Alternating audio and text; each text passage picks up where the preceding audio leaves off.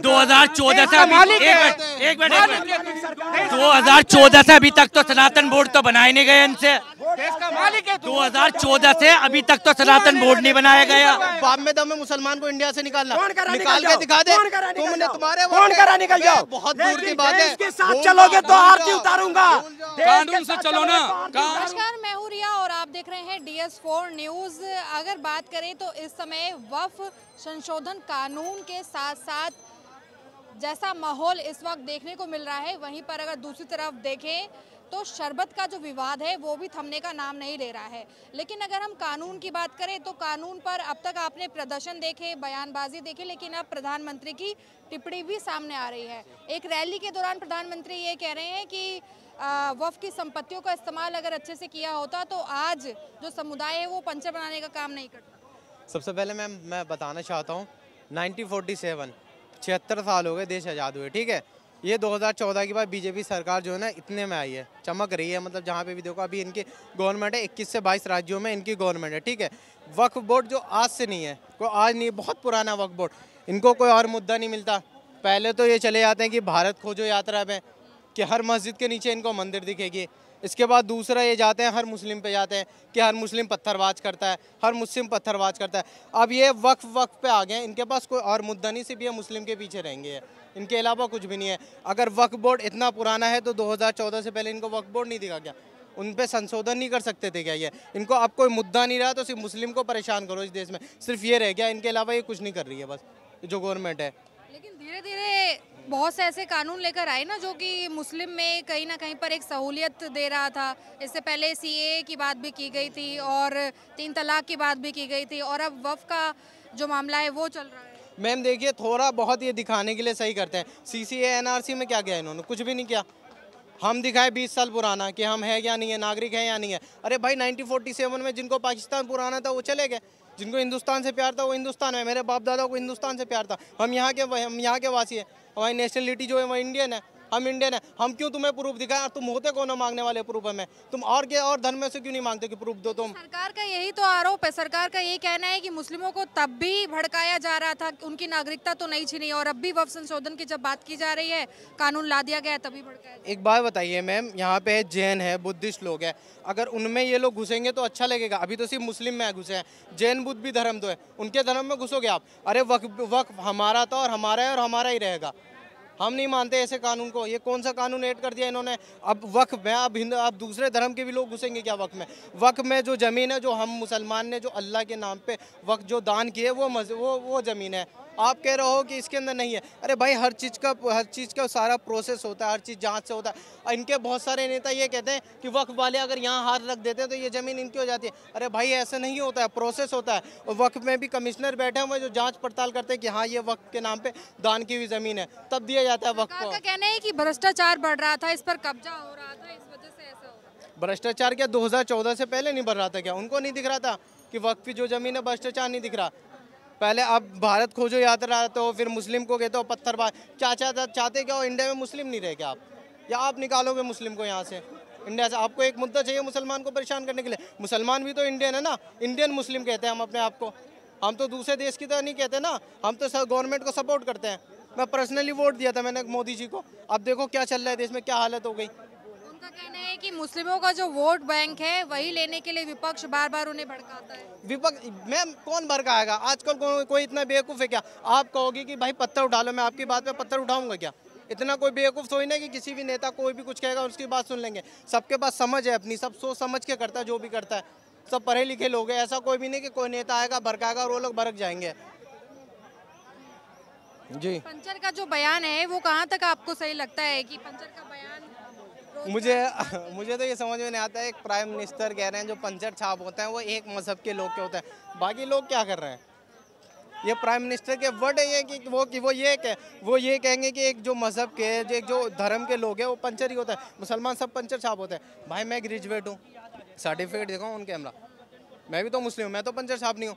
बहुत से ऐसे लोग बैठे हैं जो पंचर छाप नहीं है। शाहरुख खान, सलमान खान जिससे आप गले मिलते हो वो पंचर छाप है क्या? अगर आप एक ही धर्म को टारगेट करें वो पंचर छाप है क्या?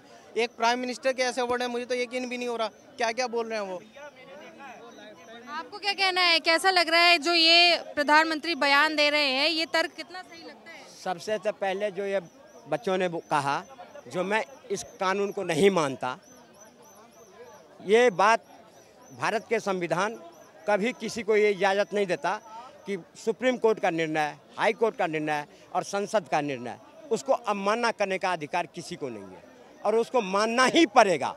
और हर हालत में संविधान में एक सेक्शन है, अगर आप किसी कानून से आपको अच्छा नहीं लग रहा, सुविधा नहीं है वो, अगर तो आप उसका प्रोटेस्ट कर सकते हैं। ये बात आपको पता है ना? तो करो ना, तो करो, प्रोटेक्शन करो ना, लेकिन प्रोटेक्शन के आड़ में तुम सरकारी संपत्ति को आग नहीं लगाओगे, किसी को घर को आग नहीं लगाओ, ये संविधान इजाजत नहीं देता। तो आप किसकी बात कर रहे हैं? बांग्लादेश में जो हो रहा है और बात कर रही बात, अभी इन्होंने आपने कहे प्रधानमंत्री जी पेंचर की बात, पेंचर किस संदर्भ में कहे ये नहीं समझ रहे, लेकिन इन्होंने उस पर आक्षेप कर दिए कि प्रधानमंत्री जी का ये लैंग्वेज गलत है। क्या संदर्भ था? ये कहा कि जब 54 साल कांग्रेस ने अकेले देश पर शासन करी, अकेले, और जिस बब बोर्ड के लोग कर रहे हैं, उस बब बोर्ड में जो अनियमितता थी, जिसको लूट खसूट हो रहा था, और कांग्रेस स्वयं उसके अध्यक्ष लूट रहे थे, ओवैसी जी लूट रहे थे, बड़े बड़े लूट रहे थे, उसमें पारदर्शिता लाने के लिए अमेंडमेंट बिल लाया, न कि उसको खत्म कर दिया। अरे भाई तुम्हारा ही है, तुम्हारा ही रहेगा, तुम्हारे में ही खर्च किया जाएगा, हम नहीं ले लेंगे, हिंदू में नहीं दे दिया जाएगा। लेकिन समझने की फर्क, और जिसने समझना था, जो पिछड़ी जाति के इनके समाज के लोग थे, पसमंदा समाज और भी कई समाज हैं, वो सब मोदी जी आज भी 9000 मुकदमे इन्हीं समाज, पसमंदा समाज के वक्फ बोर्ड के ऊपर में पेंडिंग है, सुप्रीम कोर्ट के अंदर में, हाई कोर्ट के अंदर में। और इस बात को लेकर के पहले क्या था, जो आप अगर किसी को कोई वक्फ बोर्ड के खिलाफ अगर तक परेशानी है तो वक्फ बोर्ड के कोर्ट में ही जाएगा, जहां उनके ही वकील होगा, वहां समुदाय चाहता नहीं है क्या कि उनका विकास हो? तो अब जो वक्फ बोर्ड कहता था हम सुप्रीम कोर्ट को नहीं मानते, हम किसी को नहीं मानते, आज वो वक्फ बोर्ड खुद सुप्रीम कोर्ट जा रहा है। यही भारत की संविधान है, यही बाबा साहब भीमराव अंबेडकर की संविधान है, और इसको मन और पेंचर शब्द जो बोले हैं इसलिए कि इनके समाज में जो 2-4 अग्रिम समाज थे उसको कांग्रेस ने खाया, खिलाया, फुलाया। आज उन जो और जात के लोग थे उनको सिवाय पेंचर तक सीमित रखा। इसी संदर्भ में कहे जो उन्हें मूर्ख बना के रखा, आज अगर हम उसके हाथ में कलम और कुरान देने के काम करते हैं तो आज परेशानी आ रही है, ओवैसी को परेशानी आ रही है कि वो शिक्षित होते, ये संदर्भ था। हाँ, ये जो अभी बोले हैं कि प्रधानमंत्री बोले हैं कि जो पंचर शब्द का स्टेटमेंट क्या है, आपको साफ शब्द में कहते हैं, उनका पंचर शब्द कहने का किसी समुदाय पे नहीं है। इनको कांग्रेस इतना आर्थिक पंचर कर दिया है, वो पंचर शब्द ना समझ जाए जो ये लोग साइकिल ट्यूब में बनाते हैं, इनको आर्थिक पंचर किया गया, शिक्षा से पंचर किया गया, इनको हर कुछ से पंचर ही कांग्रेस किया है। ये शब्द का प्रधानमंत्री का शब्द ये नहीं था कि इनको समुदाय पे टारगेट किया गया है कि ये पंचर शब्द है। अभी भी इन लोग को डॉक्टर APJ अब्दुल कलाम बनना पड़ेगा, अभी भी इनको वक्त है कि अभी भी इन्होंने सुधर जाए। और जो कहते पत्थरबाजी कोई पार्टी हो, ये कोई नहीं करवाता है। इनको कहते कि हमको उठाने के लिए बोलता, ये उठाने के लिए भी बोलता नहीं। तुम तो पढ़े लिखे हो, फिर जो वीडियो में आते हो कौन है, जो पोस्टर में निकलते हो कौन है, फेंकने वाले कौन पत्थर है? आर्थिक पंचर के बाद एक मिनट चाचा, और इनके जवाब का मैं देता हूं आंसर। एक बात सबसे स्पष्ट बात है, मैम, ये जो पॉलिटिक्स है ना, सुनिए, ये जो पॉलिटिक्स है ना, ये है डर्टी पॉलिटिक्स। इन जैसे लोगों के समझ में नहीं आएगी, इनके लैंग्वेज में समझाना चाहता हूँ। इनमें से इनकी जो तिलक लगी है ना, तिलक हटा दो, इन पे कुर्ता पहना और टोपी पहना, और ये दिखेंगे वीडियो में मुसलमान धर्म के हैं भाई, मुसलमान धर्म के। अबे तुम पहचानो, तुम्हारे समझ में नहीं आएगा एक वीडियो कैसे बनती है। मैं बताता हूँ अंदर की बात। और ये कह रहे ना, यही बताएंगे, ये क्या अंदर की बात बताएंगे, और ये क्या अंदर का काम जो करेगा वही अंदर की बात बताएगा। हमें ना पहनना है ना ही चलना है। इसने कहा कि ऐसे समाज को ये करवा रहे हैं। भाई मैं ग्रेजुएट हूँ, मैं अपनी बता रहा हूँ, तू क्या है भाई? हज के नाम पे बंद करके किसको फायदा हुआ? हिंदुओं को फायदा हुआ, उससे इन लोग के लिए डेवलपमेंट के पास मैडम इतनी प्रॉपर्टी होते हुए, इतनी 9000 एकड़ कम होते हैं, सबसे बड़ी संपदा जो आज सेना के साथ रेलवे। सुन तो यार, एक बात, इनको ये है कि बच्चा इनका हुआ है, नामकरण मैं करूं। वक्फ बोर्ड की मुसलमानों की जगह नामकरण ये होते हुए इनको भीख मंगा बना के रखा। आज ये 10 किलो की मतलब इनको ये पता है मुसलमान के धर्म में क्या क्या हो रहा है, अपने धर्म की कुछ नहीं पता। तुम मुसलमानों को रिसर्च करते करते ये खुद मुसलमान न हो हो जाए। गया, देख अच्छी तरह से तोड़ रहे हैं। अब एक मिनट 1947 76 साल हो गए देश आजाद के। किसी के बाप में दम है मुसलमान को देश से निकालना, बाप में दम है मुसलमान को इंडिया से निकालना। निकाल के दिखा दे। तुमने तुम्हारे कौन करा निकल जाओ, बहुत दूर की बात है। इसके साथ चलोगे तो आरती उतारूंगा। कानून से चलो ना, कानून से चलो, निकलने की कोई बात नहीं करोगे तो भाई मैं ऑन कैमरा कह रहा हूँ, मैं यहाँ पे खड़ा हूँ। गद्दारी नहीं करेंगे। हमारा भी है, इतना दम नहीं हम करें ना। निकलने की बात नहीं, लेकिन सुधार देगा, सुधारने की बात किया जा रहा है, निकलने की बात। भाई कब तक सरकार की चाटते रहोगे, कब तक सरकार की चाटते रहोगे। संविधान में दम है, सरकार में दम है, संविधान में दम है। संविधान के अनुसार चलो तो तुम्हारी पूजा करेंगे। अगर संविधान को तोड़ोगे तो अच्छी तरह से सरकार तोड़ना जानता है। क्या लगता है कि इस मामले में संविधान के साथ संविधान ने पास कर दिया। कौन होता है ममता बनर्जी कहने वाला जो हम नहीं मानेंगे? मानना पड़ेगा, ममता बनर्जी के बाप को मानना पड़ेगा। 370 माना कि नहीं माना, माना कि नहीं? राम मंदिर को माना कि नहीं माना? कैसे नहीं मानेगा? उसके बाप को याद कर मानना पड़ेगा।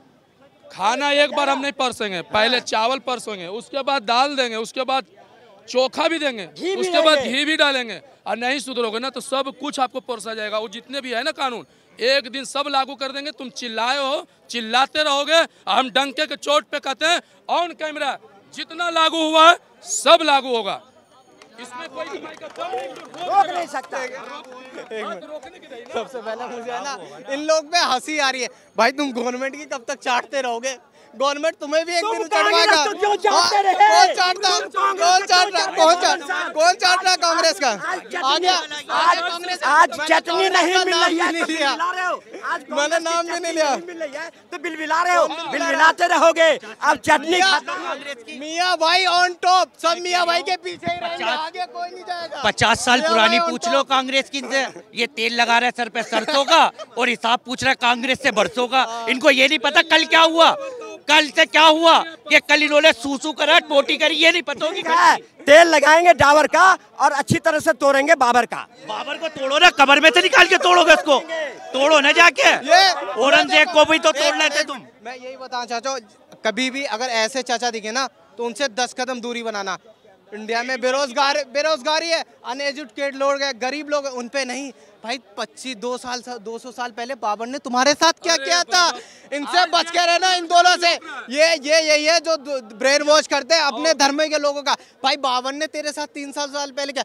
अभी देश में क्या है? बेरोजगारी, अनएजुकेटेड, उस पर कुछ नहीं बोलेंगे। अरे बाबर देखो 3 साल पहले क्या करके गया। भाई अभी देखना अभी क्या हाल है।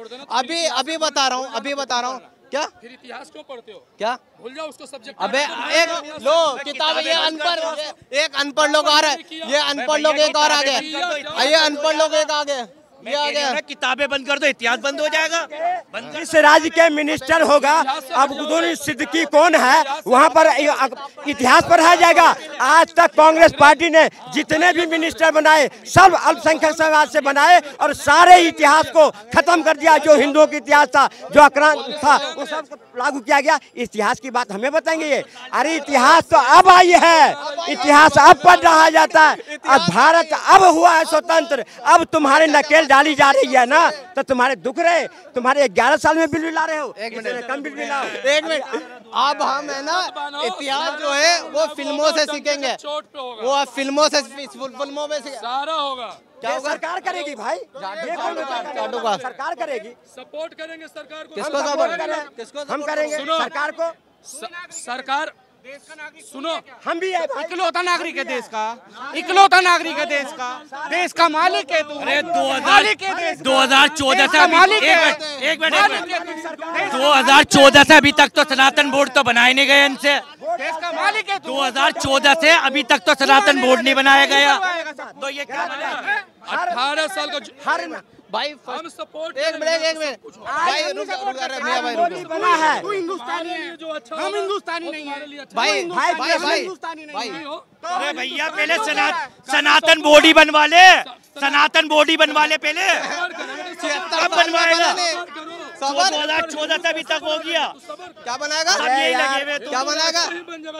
बाबा गाँव बनाने में लगा हुआ, तुम राज बनाने के चक्कर में। ठीक है, तो वक्फ संशोधन कानून पर एक लगातार जो मामला है वो बढ़ता जा रहा है। फिलहाल इस मामले पर अब जो कोर्ट है वो सुनवाई करेगा और ये निश्चित करेगा कि आखिर इस कानून को बनाया गया है तो वो संवैधानिक तौर पर है या फिर किसी तरह से जो सरकार है वो वर्चस्व के साथ इस कानून को लेकर आई है। फिलहाल आगे क्या होगा वो देखने वाली बात होगी। तब तक के लिए नमस्कार, धन्यवाद।